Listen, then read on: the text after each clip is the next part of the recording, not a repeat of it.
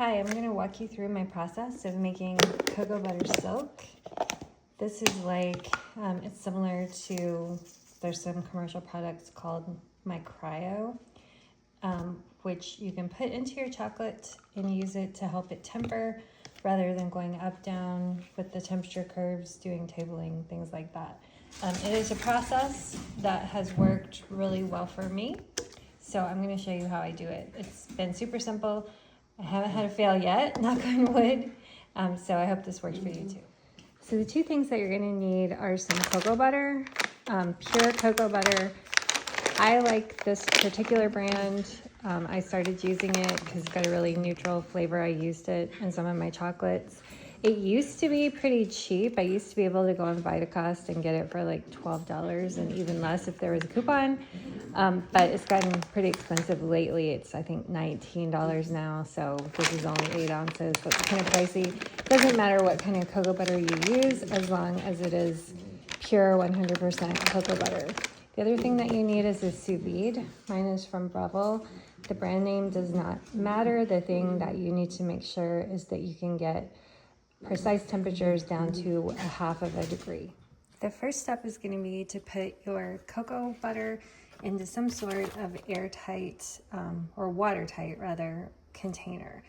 I like to just put mine in a vacuum seal bag, use my vacuum sealer to seal it. However, that's not something you absolutely have to do. A Ziploc bag is fine. Since it's so important to keep water away from chocolate, I would recommend probably you double bag it, or some people just use a regular glass jar.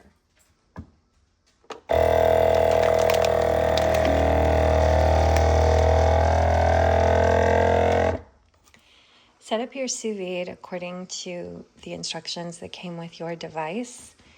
Mine makes just a tiny bit of noise, which I don't really love, so I usually set it up in our guest bathroom so I don't have to hear it, but our housekeepers are coming tomorrow, so it's going to be in my kitchen tonight. This is going to have to run for 24 hours straight, so make sure that you don't put it somewhere that's going to be annoying. But once I have it set up, I drop in my cocoa butter. It could be like mine where it starts to float. If that's the case, you're going to want to put something on top of it to hold it so that it's completely submerged. So I've weighed mine down with a canning jar full of water.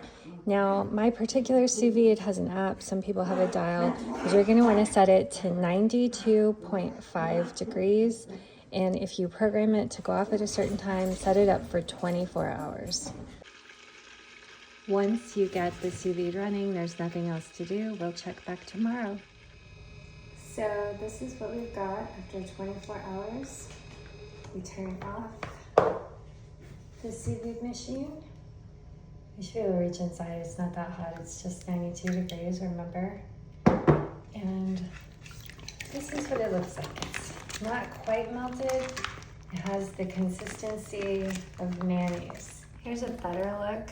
The consistency. It's kind of gooey. I don't take it out of the package yet. What I do is I squish it all to the end, roll it up tight to make a nice little bar, because that is going to make it, once it cools down, it will harden into kind of like a bar of soap, and then we can put little chunks of it in the grater, which is the part I'll show you next. This is what my cocoa silk looks like after a day. So I'm gonna get it out of the package, take it out, and it does feel kind of like bar soap, cocoa buttery bar soap. But at this point, I just cut off a little chunk. You can grate it. Some people use a micro grater. I have this little doohickey, which is a little grater, and then I can just grate it directly into my container. So at this point, you can just chop off a little piece. Be careful. Stick it in here. Hold it down like this.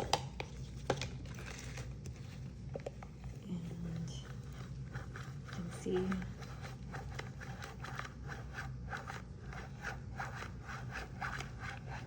Makes a really nice powder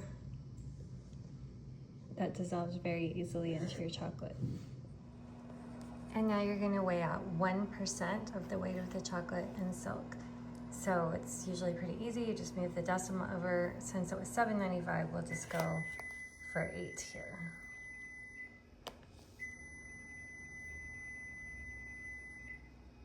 Close enough.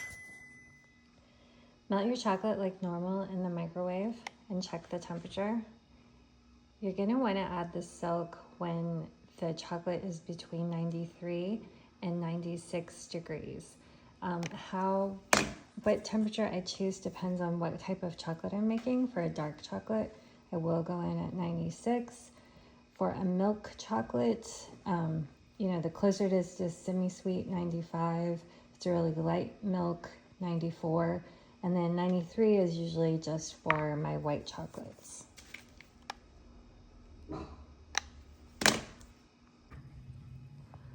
Once your chocolate has cooled to the appropriate temperature, and in this case I was using some coffee, dark milk chocolate, 70%, at that point you just take your cocoa silk, sprinkle it over the top, and stir it in.